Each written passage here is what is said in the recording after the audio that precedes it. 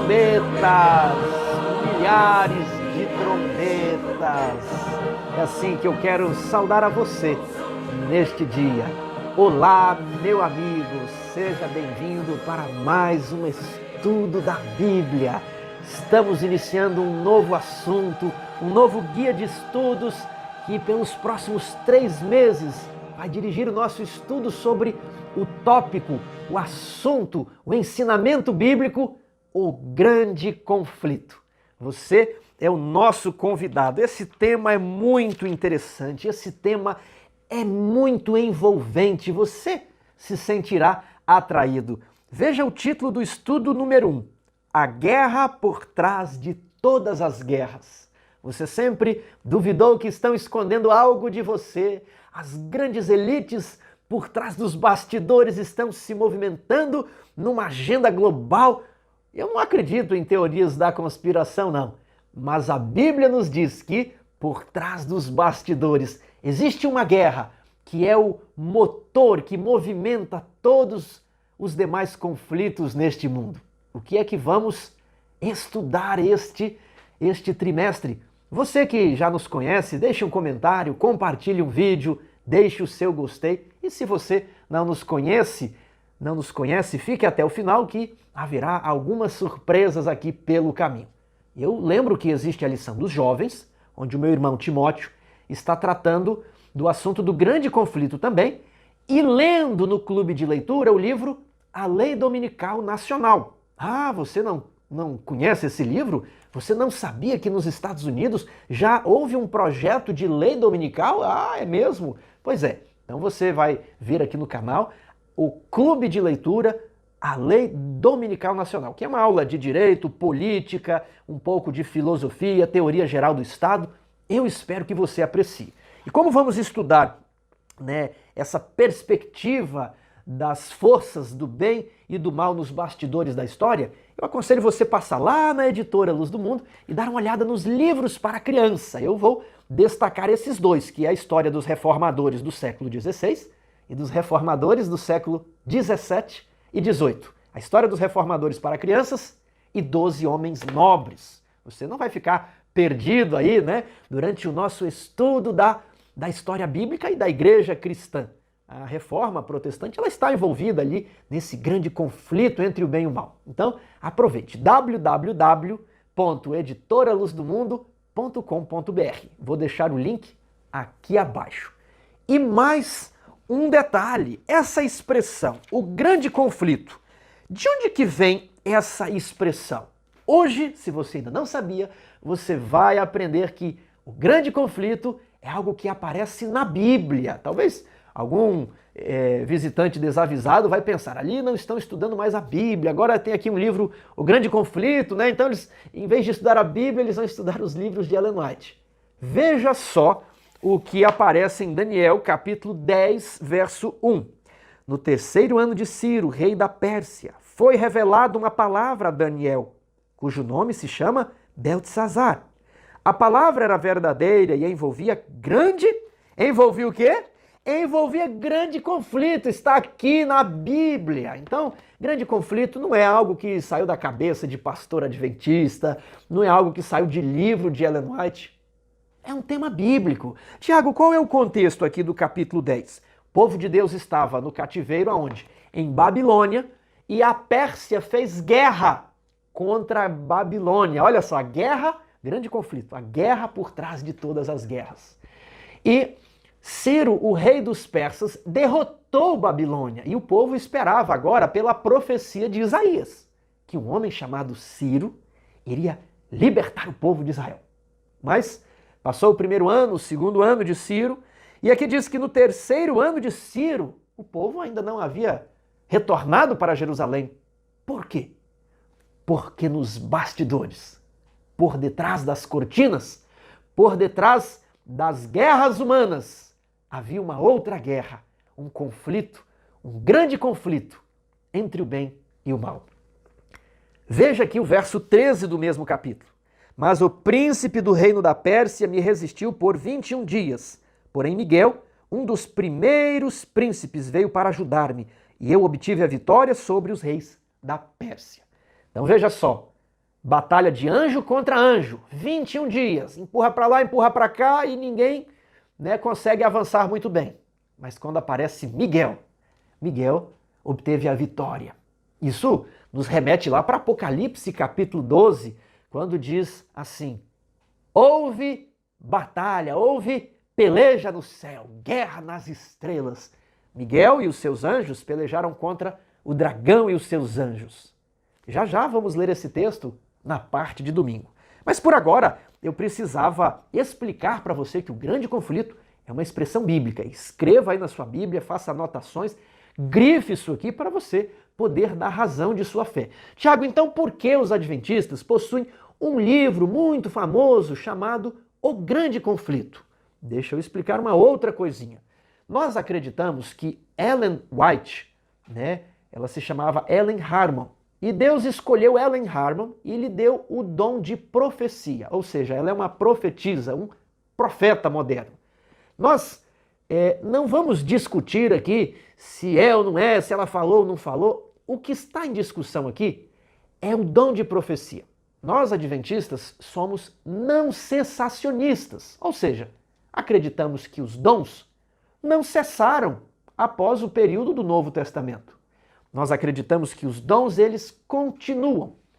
Então, quais são os dons? Temos aqueles que são escolhidos para apóstolos, os que são escolhidos para profetas, os que são escolhidos para mestres, os que são escolhidos para pastores, evangelistas, né, dons de discernimento. Existem vários dons. Nós acreditamos que eles ainda estão válidos nos dias de hoje. Agora, o profeta é alguém escolhido por Deus. E nós acreditamos que a jovem Ellen Harmon foi escolhida por Deus. Depois ela se casou e veio a ficar conhecida como Ellen Gold White. Ela pegou o nome do marido. E ela escreveu muitas obras. E o seu tema principal foi esse aqui, o grande conflito. Eu já vou explicar como, né, nós chegamos neste livro. Então, se você acredita que Ellen White recebeu o dom de profecia, e essa é a discussão, se os dons cessaram ou não cessaram. Se Ellen White recebeu ou se ela não recebeu o dom de profecia. Se ela recebeu o dom de profecia, então o que ela fala não é ela, não foi elucubração humana. O que ela fala foi o que o Espírito Santo colocou na cabeça dela. E os livros dela seriam tão inspirados como os livros de outros profetas. A inspiração é a mesma. Agora, se ela não recebeu o dom de profecia, então você pode pelo menos valorizar a obra como um livro teológico, né? Na igreja luterana, as pessoas apreciam os livros de Lutero, temos lá Comentário aos Romanos. Na igreja presbiteriana, apreciam as obras de João Calvino, que é um teólogo de referência e que escreveu as Institutas. Lá no metodismo, há uma apreciação por John Wesley, no catolicismo por Tomás de Aquino. Então veja, né, cada grupo religioso possui teólogos de referência. Nós, adventistas, acreditamos que Ellen White não é teóloga, né? Muitos dizem assim, ela não pode escrever sobre a Bíblia, né? Ela não é teóloga. Olha, ela é mais que teóloga, nós acreditamos. Ela recebeu o dom de profecia, é superior ao teólogo, entendeu? Então, se o teólogo pode explicar a Bíblia, muito mais um profeta, não é? O profeta é superior. Então, se você deseja estudar esse assunto, eu não aceito que Ellen White recebeu o dom de profecia. Então leia isso aqui e examine se é uma boa obra de teologia ou se não é. Se você nunca leu, fala assim, não, eu vou ler isso aqui, eu vou ler, ver como é que é. Porque é o seguinte, existe muito teólogo que quer falar mal de Ellen White dizendo que ela não estudou teologia, né? Agora, o bom teólogo, ele é avaliado pelos livros que escreve. E tem muito teólogo doutor aí que nunca escreveu nada. E se escreveu, não foi nem publicado, não tem ampla circulação. E aí quer ficar falando mal de outra pessoa que tem uma produção literária reconhecida. E que lá na década de 80 foi uma das autoras mais traduzidas no mundo. Então, O Grande Conflito é um livro que tem conteúdo. Ele não é divulgado aí por causa de um lobby adventista. Não, é porque o livro é bom, ele tem conteúdo. Ellen White merecia ganhar o título de doutora, né, livre docente, pós-doutorado, simplesmente por ter escrito esse livro. Por quê? Esse livro fala do quê? Fala do que estamos comentando aqui em Daniel capítulo 10. Foi revelada uma palavra que envolvia grande conflito. Ou seja, nos bastidores da história humana existem forças espirituais lutando pela mente dos seres humanos. Anjos bons de um lado, anjos maus de outro lado.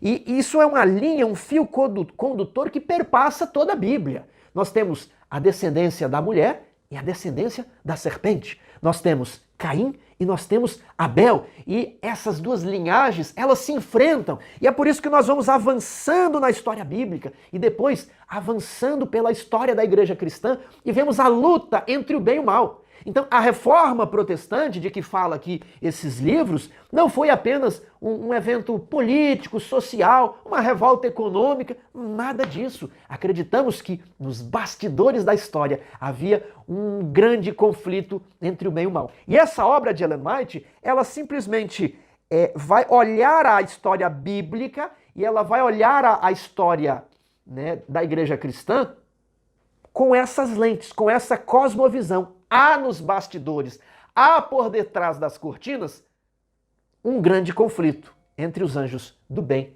e os anjos do mal. Esse é mais basicamente o resumo. Ao longo do trimestre nós vamos comentar. Então, se você não tem o livro, compre o livro e leia os capítulos que são sugeridos. Aqui, a parte de sábado está sugerindo para você ler os capítulos 29 e o capítulo 30. Capítulo 29, por que existe o sofrimento? O pior inimigo do homem e como vencê-lo. Agora, a outra pergunta é, Tiago, esse livro aqui foi escrito quando, né? Calma lá, vamos entender melhor essa pergunta. Esse livro aqui, ele foi impresso mais ou menos em 1914, 1915, ele tem mais de 100 anos, é o Grande Conflito. Só que essa não é a versão original do Grande Conflito, a primeira. Como que funciona? Existem basicamente 4 versões do Grande Conflito. Então, no início do seu ministério, Ellen White recebeu uma visão ali em 1948, 58, acho que 1958, né, em Lovett Grove. E ali ela começa a escrever sobre esse grande conflito entre o bem e o mal. E ela foi ampliando aquele livro que inicialmente tinha 200 páginas para uma coleção de 4 volumes. Inicialmente chamava Spiritual Gifts, dons espirituais. Depois essa história do grande conflito ela vai sendo ampliada para uma série que ficou conhecida Spirit of Prophecy, Espírito de Profecia. Olha que interessante. E depois ela vai expandir essa série na famosa série Conflito, que é uma série de 5 volumes. Agora, essa série de 5 volumes que você conhece, eu vou pedir o editor para colocar aqui na tela, é uma série bem do final da vida dela, né? Ela foi escrevendo esses livros um após o outro, depois de aperfeiçoar isso aqui ao longo dos anos. Então, em 1888, saiu uma versão de O Grande Conflito, que é o 5º volume da série Conflito. A série Conflito começa com Patriarcas e Profetas, que vai contar a queda, aliás, que vai contar a guerra no céu, a queda do homem, Abraão, né, Jacó, Isaac, José, Moisés, e termina ali com Davi. Depois vem a história de Davi e Salomão, os reis de Israel, que é Profetas e Reis. Depois vem O Desejado de Todas as Nações, que é a história de Jesus. Atos dos Apóstolos, que foi o último livro da série a ser publicado. Não, acho que Profetas e Reis foi o último, né? Atos dos Apóstolos. E, por fim, o último livro, O Grande Conflito. Então, O Desejado conta a história de Jesus, Atos dos Apóstolos, da morte de Jesus, do Pentecostes até o Apocalipse, e o Grande Conflito vai pegar da destruição de Jerusalém até a volta de Jesus. Então, a série Conflito, o que ela desenvolveu, na verdade, são 5 volumes. Ela vai desenvolver o tema do Grande Conflito nos 5 volumes.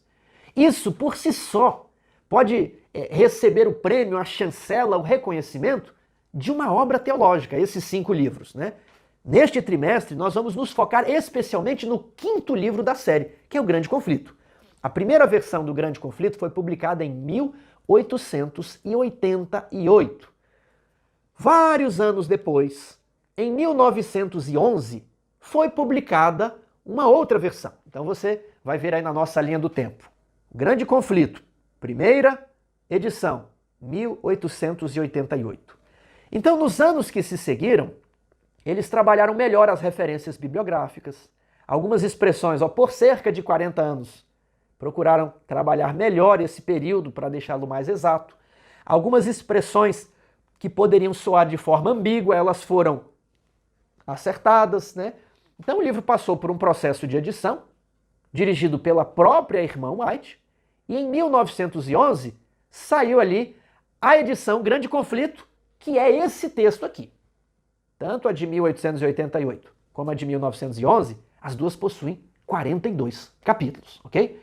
Com o passar dos anos, o povo vai ficando aí um pouco acomodado, né? Às vezes não quer ler mais, e desenvolveram aí uma edição chamada O Grande Conflito, versão condensada, que é, vamos pensar aqui, uma versão enxuta do Grande Conflito de 1911. Esse de 1911 é o clássico, é o tradicional mesmo, viu? Esse foi uma revisão feita pela própria irmã White. Já o Grande Conflito condensado, ali foi obra posterior das pessoas que falaram assim, vamos dar uma ajudada aqui, quem não tem muito costume da leitura. Depois, com o passar do tempo, eles fizeram uma edição na linguagem de hoje, voltada para jovens e adolescentes, intitulada Love Under Fire. E essa edição Love Under Fire, ela foi traduzida e se tornou essa versão aqui, essa versão missionária de O Grande Conflito. Então lembre o seguinte, esse exemplar aqui não é o Grande Conflito condensado. Essa versão aqui, nos meus cálculos, tem assim 30% dessa versão aqui, ok? Ela é bem concisa, bem resumidinha mesmo. E agora você me pergunta, Tiago, qual versão eu compro para ler, para estudar? Primeiramente, você não precisa comprar nenhuma, porque aqui no aplicativo, no celular, você vai conseguir ali, né, eu acho que todas as versões gratuitas. Se você puder, você vai lá e compra aquele Grande Conflito, né, da capa dura, da capa vinho, que hoje é uma capa cinza, você compra aquele. Aquele é a minha recomendação. Se você, todavia, entretanto, quiser comprar a versão condensada, eu acho que está valendo também. Tiago, e essa versão aqui é resumida? Você pode ler, não tem erro nessa obra, não é isso. Só que é muita informação para pouco tempo. É igual se você me falar assim, Tiago, me explique aqui o livro do Apocalipse, né? Não faz um sermão aí do Apocalipse na minha igreja, você vai ter 30 minutos. Irmão, vai ficar uma salada e ninguém vai entender nada. Em 30 minutos eu não explico nem as 7 igrejas, né? Talvez eu possa explicar as 7 igrejas de uma maneira muito superficial. Então é isso que acontece. Você começa lendo e o assunto já vai mudando muito rapidamente e você pode perder o fio da meada ou, né, talvez não fique tão atraente. Está tudo aqui, mas como está muito resumido, às vezes você pode ler e vai passar por cima de expressões, de temas, de assuntos importantes, né? Para aqueles curiosos, deixa eu explicar uma coisa. O livro Grande Conflito, ele é cheio de passagens bíblicas. Esse aqui eu não posso pegar como exemplo, mas está aqui, ó. Êxodo 32, Isaías 43, Apocalipse 3, Mateus 10, Salmos 51, Miqueias 4, Zacarias 3, tudo em uma página. Então o Grande Conflito não é um negócio que Ellen White imaginou. Ela está fazendo uma exposição bíblica. Então, isso aqui é um guia de estudo da Bíblia. Qual versão você orienta, Tiago? A de 1911 ou a edição condensada? Essa aqui, se você puder, deixa aí para as crianças e para os adolescentes. Meus filhos acho que já leram essa aqui umas 2 vezes e eu li no culto a versão completa com eles, né, faltando os últimos capítulos. Vamos começar a nossa lição, então? Eu fiz essa digressão aqui, irmãos, porque eu começo a lição, aí você vai ver a lição, e vai falar assim, isso aqui todo mundo já fala, não tem nada de novo nesse vídeo. Então eu quis explicar aqui que o Grande Conflito tem uma origem bíblica, isso não saiu da cabeça de Ellen White. No livro Grande Conflito ela vai expor os temas bíblicos por esse prisma do conflito nos bastidores entre o bem e o mal.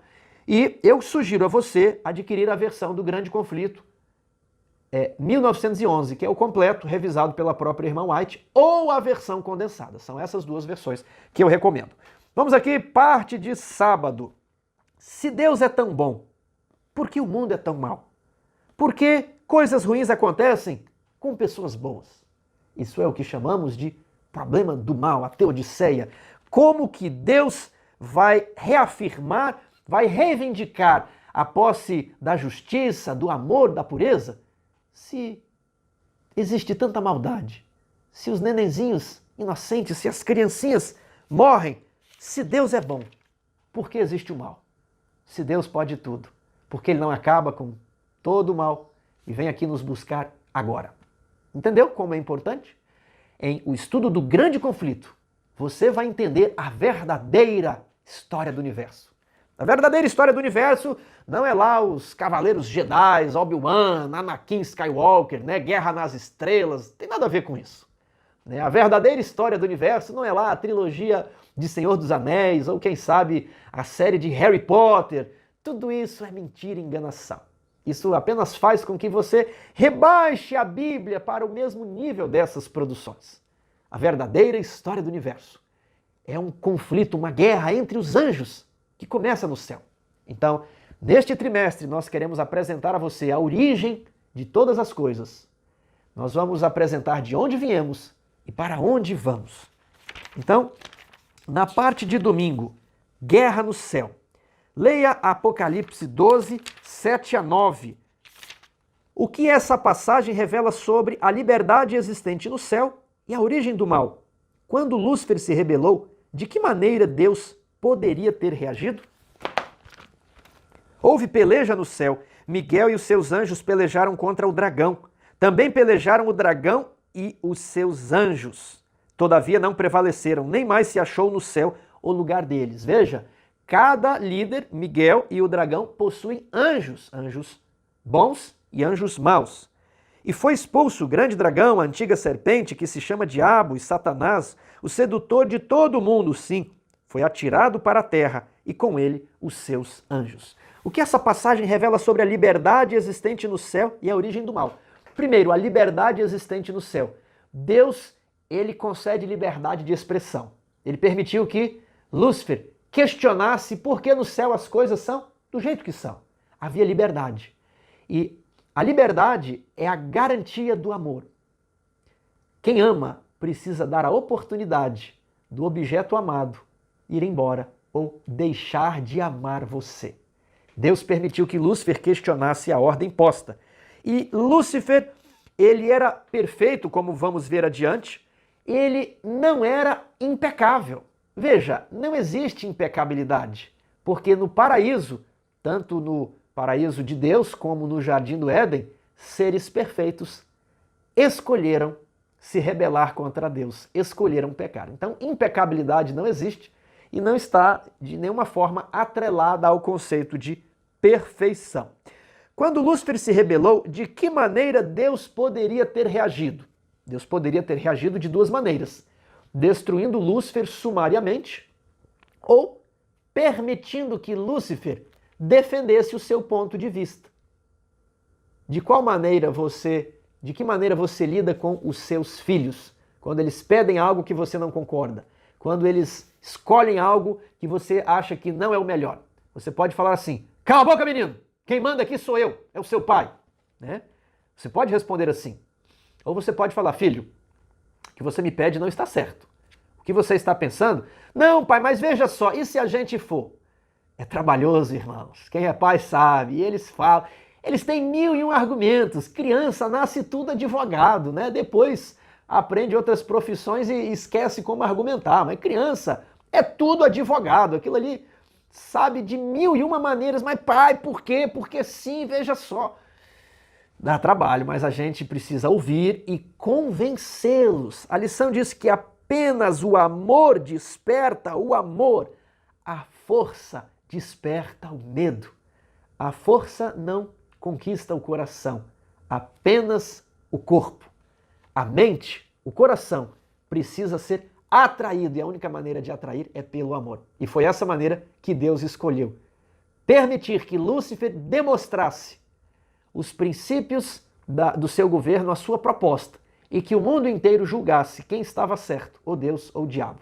Se Deus destruísse Lúcifer, haveria para sempre no céu uma dúvida. Será que o que Lúcifer falou não era verdade? Eu que não vou questionar. Deus costuma queimar quem discorda. Não existe liberdade de expressão. Não podemos questionar. Será? a dúvida permaneceria para sempre. E a dúvida levanta o medo, mas no perfeito amor não existe medo. Compare Ezequiel 28 com Isaías 14. O que passou na mente desse ser angélico? Eu preciso explicar aqui para vocês que a ideia de uma rebelião no céu, ela não sai da cabeça de pastor adventista ou de Ellen White. É um tema bíblico. Como vamos decorar essa passagem? Isaías 14, o dobro da 28, que é Ezequiel. Vamos ler o texto de Ezequiel primeiro. Ezequiel 28 está falando sobre o governador de Tiro, que era orientado por Satanás. Assim como o príncipe da Pérsia estava ali pressionando o rei da Pérsia, assim Satanás está pressionando todos os governadores deste mundo. Alguns cedem à orientação de Satanás, outros resistem. O rei de Tiro era um que cedeu à peleja que estava ocorrendo nos bastidores.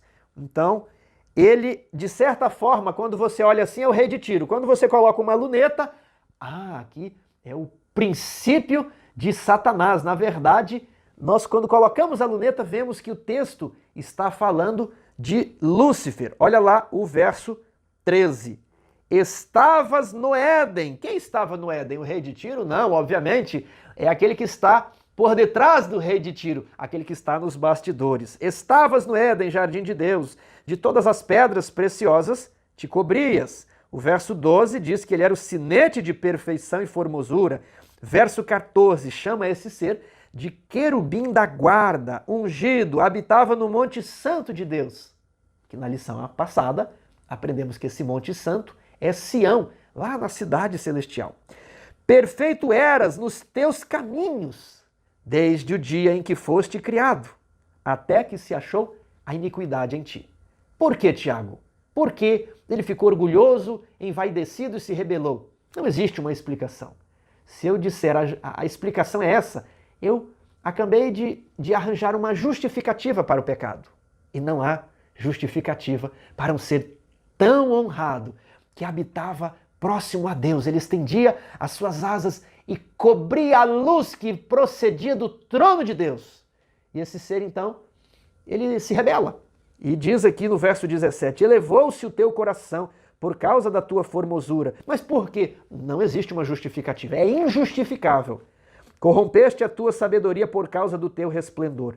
Lancei-te por terra diante dos reis que te pus, para que te contemplem. E o rei de Tiro é um rei que um dia vai contemplar quem é a força que o estava influenciando. O outro texto é Isaías, capítulo 14, que é a metade de Ezequiel 28. Capítulo 14, porque, aliás, aqui vai falar sobre o rei da Babilônia, que olha só o grande conflito que lemos lá em Ezequiel. Ele está por trás do rei da Pérsia, tanto que Satanás, naquele verso 13, lá Daniel 10, 13, ele é chamado de príncipe da Pérsia. Vimos que ele estava por trás do rei de Tiro, e aqui ele está por trás do rei da Babilônia. Quando lemos, parece que fala da Babilônia. Quando olhamos a luneta, fala de um ser angelical. Isaías 14, 12.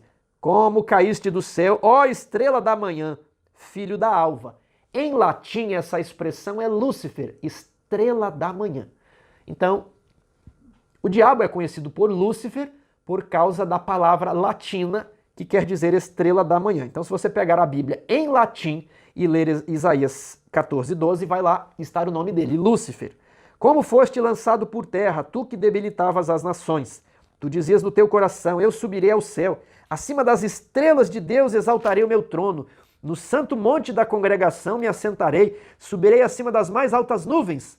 Serei semelhante ao Altíssimo.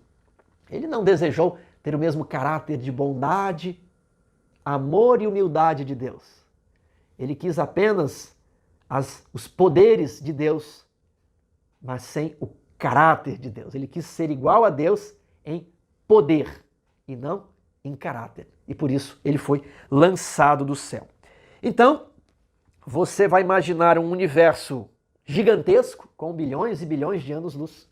Um Deus que, quem sabe, dia a dia ia criando novos mundos, novos planetas, novos seres. E ele ia povoando o seu querido universo. E um belo dia, um dos seus principais anjos, o querubim da guarda, o chefe dos anjos, né, o líder ali, ele começa a questionar o caráter de Deus. Ele chega para um anjo e fala assim: você já ouviu alguém discordar de Deus? Não, nunca vi. Então nós não somos livres.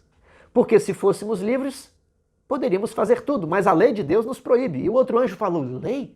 Mas eu nunca ouvi falar de lei de Deus. Existe uma lei. Você acha que você pode chegar lá e sentar no trono de Deus? Ele vai falar: não, aqui o trono é meu, você não pode sentar aí. E o anjo fala assim: mas eu nunca tinha pensado nisso. Rapaz, é melhor você pensar. E aí ele saía, conversava com outro. E começou a semear a discórdia, a rebelião. E depois que ele plantou a semente em todos, ele vem para Deus e fala: Senhor, olha o que está acontecendo, os anjos estão se rebelando.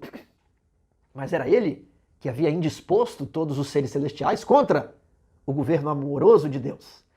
E ele começa a questionar que Deus não permite a liberdade. E quando Deus chamou então todos os seus anjos para uma conferência, Lúcifer decidiu que ele jamais se ajoelharia diante de Deus. Ele é o primeiro que começa a ficar em pé diante de Deus. Todos os anjos se ajoelham. E ele, naquele ato tão significativo, eu fico em pé, eu não me ajoelho. Nunca mais me ajoelharei na tua presença. Então, a Bíblia disse que houve guerra no céu. Veja como a coisa é interessante, é como uma grande trama política, como um grande inimigo aqui que está enganando, que está traindo o seu melhor amigo. A propósito, a maioria dos filmes e tramas de Hollywood são importadas da onde? Da Bíblia, porque essa é a história por trás de todas as histórias, essa é a principal história. O amor de Deus, a sua justiça diante do universo e o amor de Deus para com aqueles que falharam. Lúcifer, ao causar aquela desordem, ele parte para a guerra, houve guerra no céu. E aí já pulamos para a parte de segunda-feira. Muitos vão pensar aqui: Tiago, essa guerra, ela foi uma guerra física ou ela foi apenas uma guerra de ideias? Uma guerra filosófica, onde dois cavalheiros se assentam para discutir ali alguns princípios de teologia, de filosofia? O que você acha? As pessoas falam: não, aqui a palavra no grego que aparece em Apocalipse 12, houve peleja no céu. E peleja no grego é pólemos. Pólemos, alguns pronunciam polemos, mas é pólemos. E pólemos vai nos lembrar de polêmica. Então, alguns querem falar assim: não, na verdade houve uma polêmica ali, um assunto quente, né? Mas aí um dia Deus chegou para Lúcifer e falou assim: Lúcifer, é o seguinte, meu amigo, eu estou vindo aqui com bastante educação, né? Você teria como não ficar aqui no céu? E aí Lúcifer foi bastante compreensivo. Lúcifer falou: está certo, eu vou ser aqui um cavalheiro, um fair play, eu vou dar o meu lugar aqui, né, para os outros anjos. Você acha que foi assim, né? Vamos utilizar o testemunho da Bíblia. Ali em Mateus 24, verso 6, a palavra pólemos, ela também é usada. Então, olha o que aparece aqui.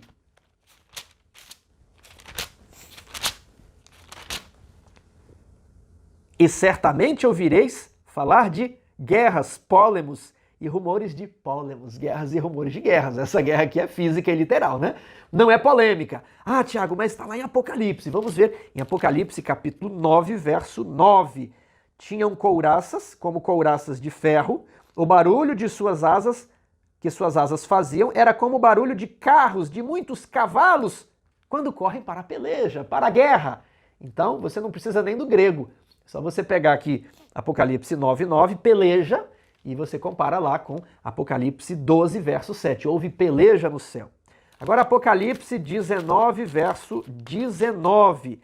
E vi a besta e os reis da terra com seus exércitos congregados para pelejarem, aqui a mesma palavra também, contra aquele que estava montado no cavalo e contra o seu exército. Então não foi só uma polêmica, a própria palavra na Bíblia aponta para uma guerra física e literal. E o fato de que na descrição de Apocalipse 12, e foi expulso, uma pessoa para ser expulso é na força. Satanás não se retirou como um cavalheiro, ele foi expulso. né? Houve guerra no céu e Deus falou: sai, não mais aqui. Isso envolve a força física. Ninguém é expulso na camaradagem. Ninguém é expulso por escolha própria. Ah, eu vou me expulsar. Não, ele foi expulso. E a lição pontua isso daqui. Ah, mas eu não concordo isso aqui. Né? Vamos ver um outro texto aqui no Espírito de Profecia. Esse texto ele aparece em História da Redenção, página 17. Rebelar-se contra o governo de Deus foi o maior crime. Todo o céu parecia estar em comoção. Os anjos foram dispostos em ordem por companhias, cada divisão com o mais categorizado anjo à sua frente. Satanás estava guerreando contra a lei de Deus por causa da ambição de exaltar-se a si mesmo e por não desejar submeter-se à autoridade do Filho de Deus, o grande comandante celestial. Então veja só que existe uma guerra de ideias que acabou levando a uma guerra literal e física. As duas coisas existiram. Toda a hoste celestial foi convocada para comparecer perante o Pai, a fim de que cada caso ficasse decidido. Satanás ousadamente fez saber sua insatisfação por ter sido Cristo preferido a ele.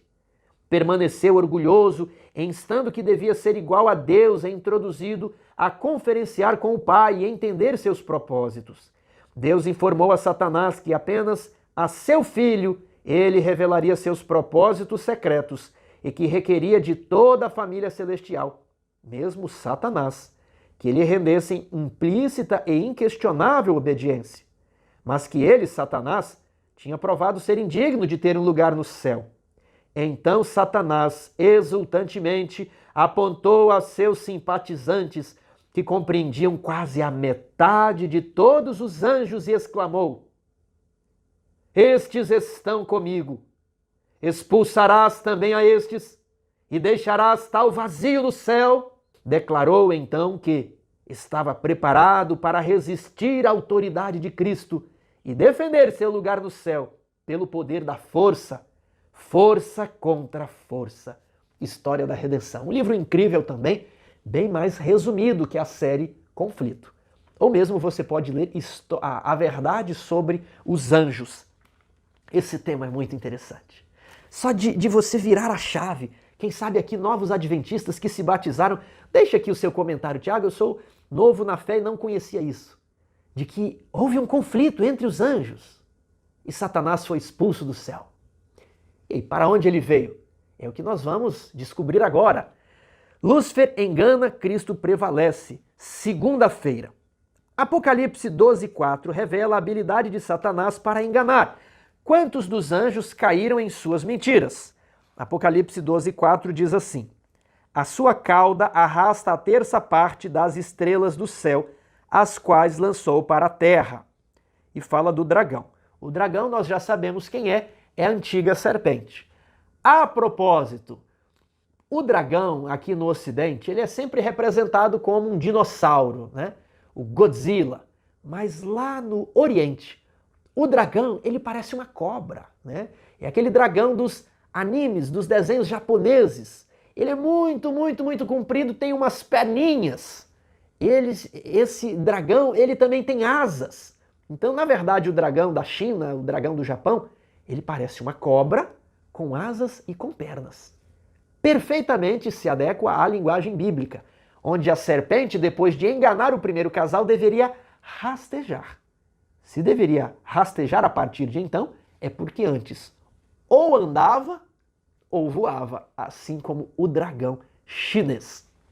Então, aqui é dito que o dragão, que é uma referência a Satanás, com a sua cauda ele arrasta as estrelas do céu. O que é cauda em profecia? Você vai abrir a Bíblia em Isaías capítulo 9, verso 15. O ancião, o homem de respeito, é a cabeça. O profeta, que ensina a mentira, é a cauda. Então a cauda é o falso profeta, é aquele que ensina a mentira, é aquele que engana. Então o diabo não tem cauda, ele não tem rabo. O diabo não é um dragão literal. Ele assume essa perspectiva do dragão porque a serpente do Éden se parece com a figura do dragão chinês, o dragão japonês. Né? Por isso que é dito o dragão, a antiga serpente. Né? Por isso que ele assume esse disfarce, esse símbolo. Agora, é só um símbolo. O símbolo remete à identidade original do diabo. Um anjo, um ser majestoso, um querubim da guarda, criado por Deus. Deus não criou um diabo com pé de cabra e chifre de bode. Deus criou um ser majestoso, Lúcifer. Ele decidiu se rebelar e ele assume esses disfarces de monstro. Agora ele não é um monstro, ele é um ser encantador. O ser mais poderoso aqui desta terra. Quem sabe o ser mais poderoso do universo, depois da divindade. É a criatura mais forte e a criatura mais inteligente. Ele está nesse planeta. E se no céu ele foi capaz de enganar, né, com a sua cauda, que não é cauda, diabo não tem rabo, né, foi com a sua astúcia, com a sua erística, com os seus sofismas, ele pôde enganar a terça parte dos anjos do céu, o que ele não vai fazer com os humanos fracos que estão ali vendo tantas obras de lavagem cerebral que ele inspirou, que são os filmes ali do Harry Potter, né? Os joguinhos, tudo quanto é joguinho tem dragão. Abra aí o seu celular e nem faça isso se você tem vício em jogo como eu. Eu não posso nem olhar para aquilo, mas tudo tem um dragão, uma fada, uma feiticeira, né? Então, os filmes, eles todos vão querer trabalhar aí com uma cosmovisão, só que essa aqui é a verdadeira cosmovisão. Agora, o que é estrela? Estrela significa anjo. Onde nós vemos isso? Apocalipse capítulo 1, verso 20. Quanto ao mistério das 7 estrelas que viste na minha mão, as 7 estrelas são os anjos. Então você vê ali que estrelas são anjos. Então, com o seu engano, ele arrastou a terça parte dos anjos do céu.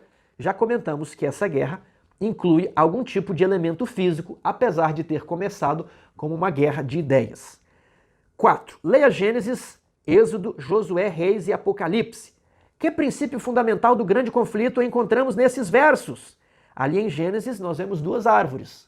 E você vai escolher a árvore da vida ou a árvore da ciência do bem e do mal.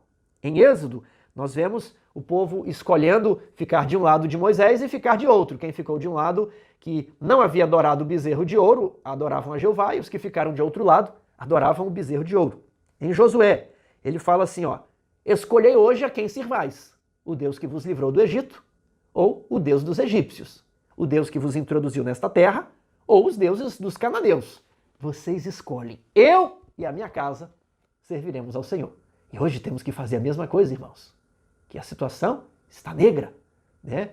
Não pela força, não pela violência. O governo de Deus não tem força. O governo de Deus é um governo de amor. A força só desperta o medo. Nós somos responsáveis pelo nosso círculo. O meu círculo é a minha família.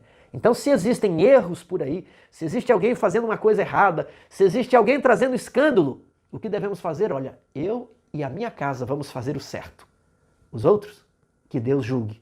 Eu não vou tomar, né, a força, eu não vou tomar para mim o dever de punir, eu vou ser o justiceiro agora. Deus reina e Deus vai trazer a justiça e o juízo. 1 Reis, até quando cocheareis entre 2 pensamentos? Se o Senhor é Deus, serviu, se é Baal, serviu. E por fim, Apocalipse, quem quiser, venha. Deus dá a capacidade para o ser humano de escolher. Por que, Tiago, Deus permitiu que Adão e Eva fossem tentados por Lúcifer?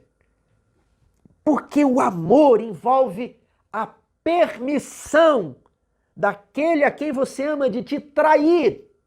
Existia um rapaz lá em São Paulo que amava tanto a mulher, prendeu ela 17 anos em casa, que ele amava tanto ela e não queria que ela algum dia fosse embora, tinha ciúmes. Você já viu essas histórias? Isso não é amor, isso é o cúmulo do egoísmo. Acabar com a liberdade alheia. Se você ama, dê liberdade a outra pessoa para, se quiser, amar a você também, ou para ir embora. E Deus concede essa liberdade. Você escolhe. O planeta Terra se envolve, terça-feira. Leia Gênesis 3, Romanos 3 e Romanos 5:12. O que esses textos têm em comum? Ali em Gênesis 3 nós vemos a queda do homem, e em Romanos 3:23 é dito que todos pecaram. E agora Romanos 5 vai dar a conclusão. O que é que passou para o homem quando Adão pecou e ele teve filhos. O que é que Adão transmitiu para Caim e para Abel? Está lá em Romanos 5,12. Se você, fica o teste aqui, se você for bíblico, adventista, bíblico aí, que se pauta pela escritura, você vai responder uma coisa. Se você já foi influenciado pelo vídeo de Babilônia, e todos nós em alguma medida já fomos, né? Não estou criticando de nada você, mas eu estou aqui fazendo um teste. Estou sugerindo que você faça um teste do seu conhecimento bíblico. Houve a queda lá em Gênesis 3, e a Bíblia diz que todos pecaram. Então, o que foi que Adão passou para a sua próxima geração, para a sua posteridade? Se você for adventista bíblico, você vai responder o que está na Bíblia, não é? Agora, se você for influenciado por Agostinho e pela teologia reformada, pela teologia evangélica, aí você vai responder algo que não está na Bíblia. Você vai responder que Adão passou o pecado. Né? Muita gente respondeu assim. Tem problema não, conquanto que de agora para frente você aprenda o que está na Bíblia. Romanos 5,12. Portanto, assim como por um só homem entrou o pecado no mundo e pelo pecado a morte, assim também o que passou? A morte passou a todos os homens, né? Porque todos pecaram. Então, por que a morte passou para todos os homens? Porque todos pecaram. Tiago, o que essa morte aqui que passa? É a nossa natureza mortal, é a mortalidade. O que Adão passa para os seus filhos é o seu DNA, é as suas tendências hereditárias, é a grande lei da hereditariedade que é passado de pai para filho. Não existe esse negócio de transmissão de pecado, né? Isso aí é vinho de Babilônia. Por quê? Porque a Bíblia fala lá em Ezequiel 18:20, a alma que pecar, essa morrerá. O pai não passará o pecado para o filho, e o filho não transmite o pecado para o pai. Então, cuidado na sua abordagem. Né? Agostinho propôs ali que o pai ele passa o pecado para o filho. Por isso que cada criança que nasce, ela está recebendo o pecado de quem? De Adão. Cada criança seria culpada de ter comido do fruto da árvore proibida. Mas não acreditamos, isso não é verdade. O que Adão nos passou foi a sua natureza fraca, inclinada para o mal, que de certa forma não consegue fazer o bem que gostaria. Essa natureza, ela está perdida. Ela precisa de ser regenerada pela graça de Cristo para obedecer à lei de Deus. Ali em Romanos 7 diz que eu com a minha mente consigo ver o bem e o mal, mas o meu corpo, esse corpo caído, essa natureza caída, que é isso que Adão nos passou, essa natureza não corresponde ao que a nossa mente deseja. Então descreva os principais resultados do pecado que afligem toda a humanidade.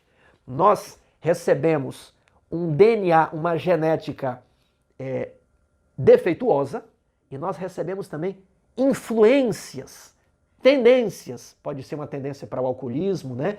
Uma tendência para o tabaco, uma tendência para o nervosismo, várias tendências. Agora, o mundo também está degenerado. Então, Deus criou um planeta perfeito, mas o homem se meteu em muitas estultícias. Deus não criou o mal. Deus não criou o pecado. Por que, então, o conflito se moveu para a terra? Eu tenho outro texto para ler com você. Ele se encontra lá em História da Redenção, página 27. Seus seguidores foram procurá-lo, seguidores de Satanás. E ele, erguendo-se e assumindo um ar de desafio, informou-os de seus planos para arrebatar de Deus o nobre Adão e sua companheira Eva. Se pudesse de alguma maneira induzi-los à desobediência, Deus faria alguma provisão pela qual pudessem ser perdoados. E então, ele e todos os anjos caídos obteriam um provável meio de partilhar com eles a misericórdia de Deus. Se isto falhasse, podiam unir-se com Adão e Eva, pois se estes viessem a transgredir a lei divina, ficariam sujeitos à ira de Deus, como eles próprios estavam. Sua transgressão os colocaria também num estado de rebelião, e eles podiam unir-se a Adão e Eva, tomar posse do Éden e conservá-lo como seu lar. E se pudessem ter acesso à árvore da vida no meio do jardim, sua força seria, pensavam, igual à dos santos anjos, e nem mesmo o próprio Deus poderia expulsá-los.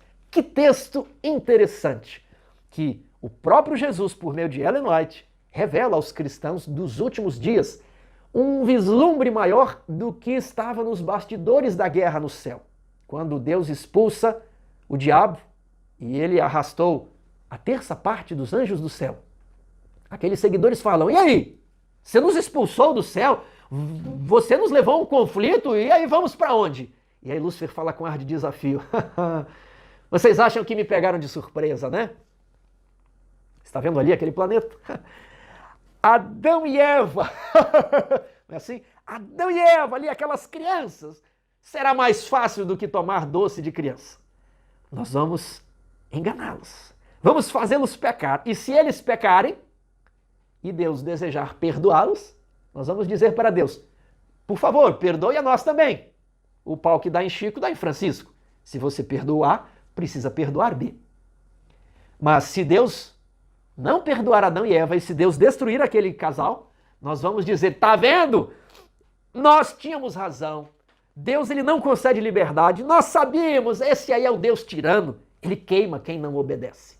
E nós vamos colocar, então, Deus em uma encruzilhada, em uma situação muito difícil. Vamos pressioná-lo contra a parede. Se ele perdoar Adão e Eva, ele tem de nos perdoar. Se ele destruir Adão e Eva, nós vamos dizer, ele é um falso Deus. E vamos ganhar a simpatia de todo o universo. E o que Deus fez? Nem A, nem B. Então, resumindo aqui, Adão e Eva caíram e no dia em que dela comerdes, certamente morrerás. Deus não os destruiu naquele dia, mas Deus houve com misericórdia e compaixão. Lúcifer pensou, é agora que nós vamos entrar no jardim e tomar posse da árvore da vida. Vamos ter um lugar aqui no nosso planetinha, no universo de Deus, e Deus não vai poder nos destruir, porque nós tomamos esse planeta aqui de Adão e Eva e vamos poder viver eternamente. Porque vamos pensar, Lúcifer e seus anjos não são eternos. O único que possui imortalidade é Deus. Então, Lúcifer pensou, até quando vai esse conflito? Não sei. Um dia eu posso morrer. Mas se eu conseguir ter acesso à árvore da vida, eu viverei eternamente. Eternamente em pecado. Vou escravizar esses bobinhos aqui, esses seres humanos. Vou escravizar eles aqui, vou ficar aqui. Então, foi isso o que aconteceu. Mas Deus colocou um querubim com uma espada flamejante para guardar o Jardim do Éden. Quem sabe para guardar o Jardim do Éden não só de Adão e Eva, mas também de Lúcifer, ok? Para que ele também e os seus anjos não se apoderassem da árvore da vida e vivessem eternamente.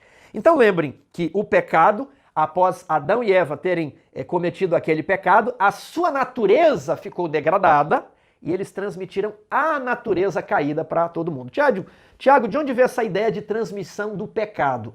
Agostinho leu mal um texto latino de Romanos 5 e ele foi influenciado por Ambrosiaster, né?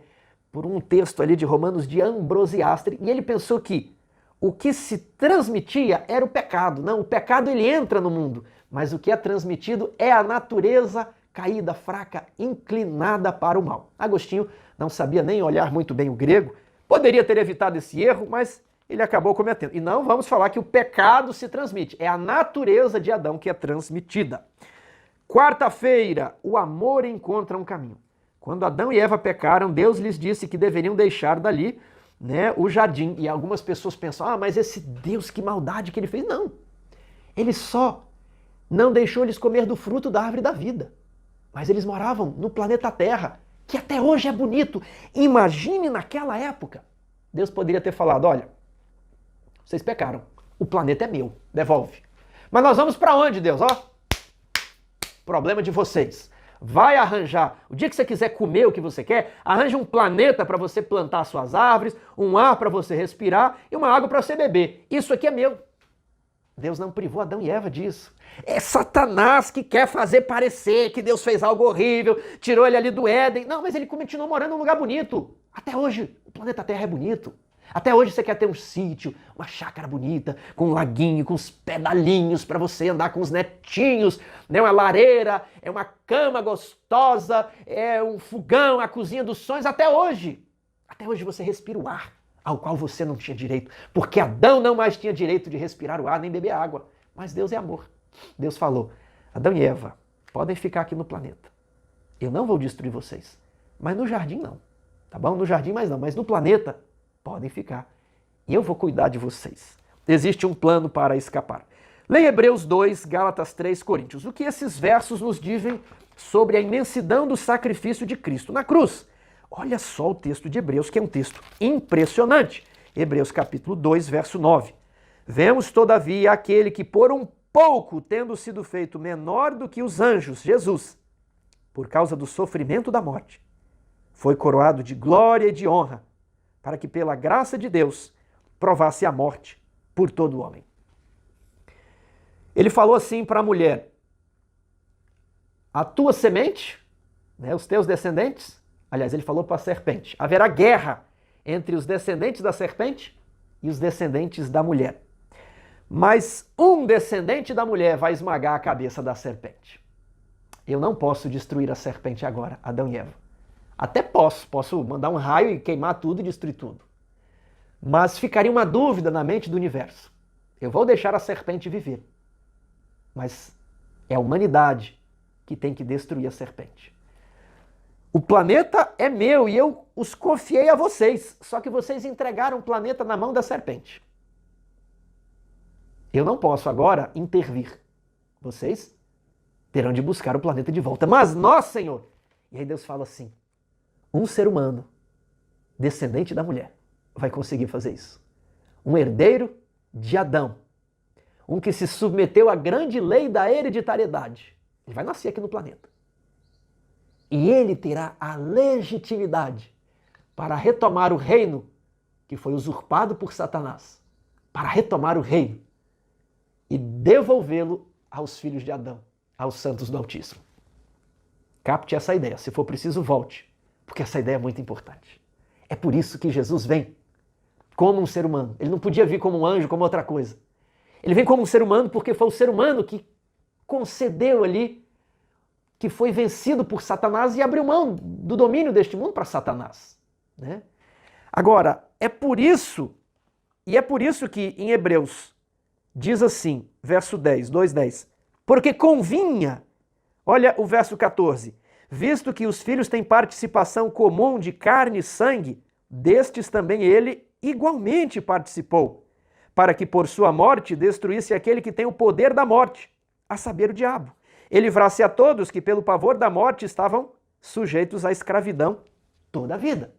Então, Lúcifer falava, a sua lei, né, que o Senhor preza muito, essa lei não pode ser obedecida.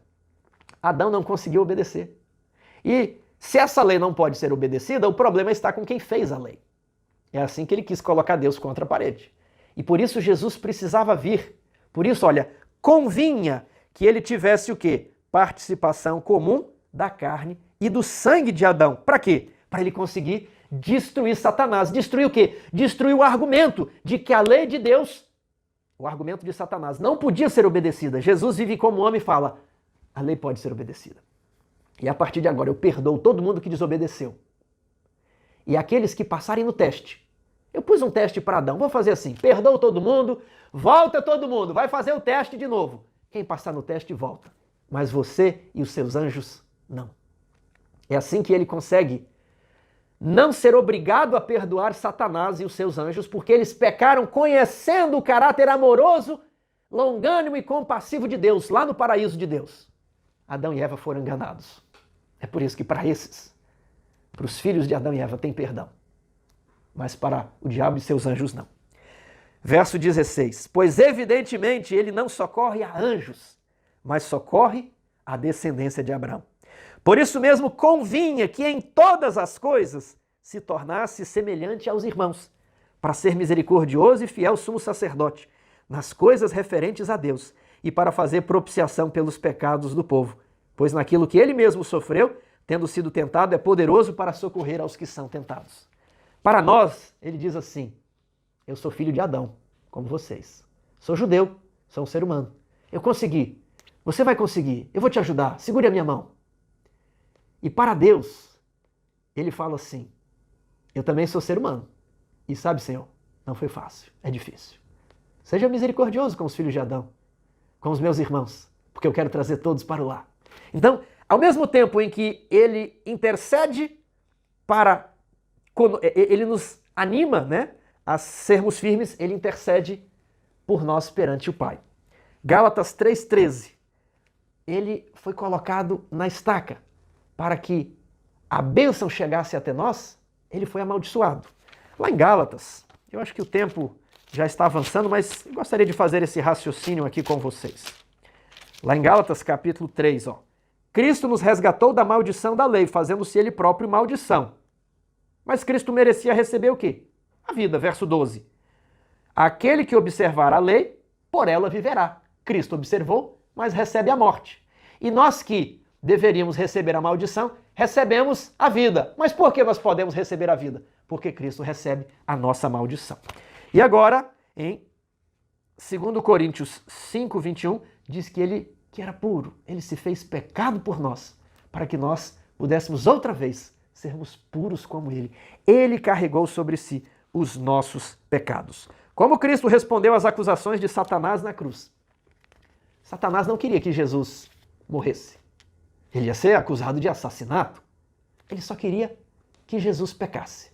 Por isso ele leva Cristo ao extremo do extremo do extremo do extremo. E aí de repente Jesus morre. E ali todo o universo percebeu que Satanás é um assassino. Muitos anjos estavam em dúvida lá no céu. Deixa eu ver como é que vai se desenrolar isso.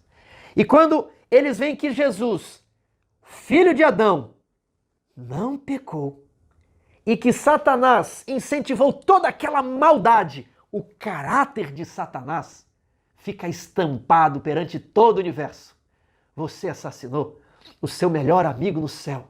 Você começou essa guerra contra o filho no céu. Você levou essa guerra para o planeta Terra. Agora o filho, ele vem de forma humilde, como um filho de Adão. Ele abriu mão do cetro do trono. Ele sofreu até suar sangue. O que você faz com ele?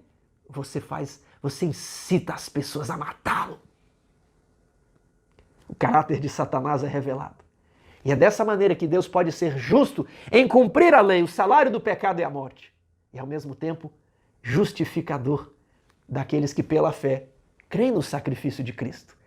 Apenas o adventismo tem a resposta. Porque o homem pode ser perdoado e porque Satanás não. Como Deus pode ser amor? Apenas o livre-arbítrio explica isso. Como Deus pode morrer por todos e salvar apenas o adventismo e a doutrina do santuário explicam isso. Por isso esse livro é tão importante. As demais igrejas não têm uma resposta para isso. Os que creem na predestinação, como os presbiterianos, vão dizer que Jesus só morreu por alguns, os eleitos. Outros que dizem que se Jesus morreu por todos, então todos vão ser salvos. E existe muita confusão. As pessoas precisam entender esse tema. Por que começou o conflito? O problema do pecado. Por que Jesus precisou vir morrer? Quando elas entendem isso, elas vão entender como Deus as ama. Que existe um escape. Como funciona o plano da salvação. Quinta-feira. Leia Hebreus 4, 16. Leia Hebreus 4, 15 e 16, Hebreus 7, 25. Como esses versos nos dão segurança em um mundo de tentação, sofrimento, doença e morte? Em Hebreus 4, 15, Jesus nos convida a nos achegarmos aonde? Junto ao trono de graça, porque não temos sumo sacerdote que não possa compadecer-se das nossas fraquezas. Antes foi ele tentado em todas as coisas, a nossa semelhança, mas sem pecado. Acheguemo-nos, portanto, a esse sumo sacerdote. Não é um anjo que está lá, é um ser humano igual a gente, um semelhante a nós. Nós podemos chegar e falar: Senhor, está muito difícil, veja só, o Senhor viveu aqui, o Senhor sabe como é difícil. Converse com Deus. Explique para Deus que eu quero me arrepender, eu não tenho forças. Sabe o que Jesus vai falar? Meu irmão mais novo, você é meu irmão, eu gosto de você. Fique tranquilo. Eu falei com o papai. Papai sabe que você não fez por mal. Você precisa se arrepender. Mas eu vou estar junto. Você vai vencer. Você vai conseguir. Satanás tem feito você sofrer muito. Essa depressão é Satanás. Esse desemprego é Satanás. Esse câncer, essa doença. Não foi Deus. Nosso Pai é um Pai de amor. Para provar isso para você, Eu aceitei abandonar toda a glória que eu tinha. Eu entrei em um corpo de carne igual ao corpo de vocês. Eu aceitei a limitação eterna. Eu para sempre ficarei nesse corpo. Eu aceitei arriscar tudo, arriscar o meu trono, arriscar a felicidade de todo o universo, para mostrar para vocês que Deus não é um tirano. O tirano é Lúcifer. Eu morri de braços abertos, para que você saiba que Deus está de braços abertos para reaver toda a família humana, todos os filhos de Adão. Nós vamos colocar vocês novamente no Jardim do Éden. O Jardim do Éden foi fechado aquela vez ali temporariamente. Havia um outro ser querendo entrar no Jardim do Éden. Por isso ele foi fechado. Mas nós vamos reabri-lo. Eu quero que vocês estejam de volta. A família humana é bem-vinda. Acheguemos-nos confiadamente junto ao trono da graça. Como esses versos nos dão segurança em um mundo de tentação, sofrimento e doença. Jesus diz, eu venci o mundo. Eu estarei com vocês até a consumação dos séculos. Leia João 17, verso 24 a 26.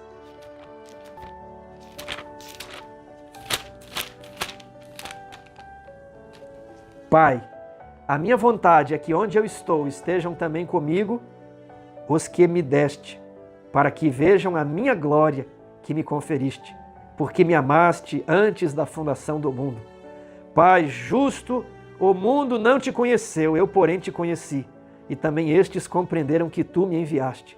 Eu lhes fiz conhecer o teu nome e ainda o farei conhecer, a fim de que o amor com que me amaste esteja neles. Ele veio aqui para que você compreenda que Deus é Deus de amor. E Deus está esperando você retornar ao Jardim do Éden. Apenas iniciamos o nosso estudo sobre o grande conflito. Mas que desde agora você pense todos os dias como será amanhã da volta de Jesus. Como será amanhã da ressurreição. Quando será quando conheceremos como somos conhecidos atrás das cortinas. Eu aguardo esse dia. Não perca essa luta. Jesus está ao nosso lado. Em breve a guerra vai terminar.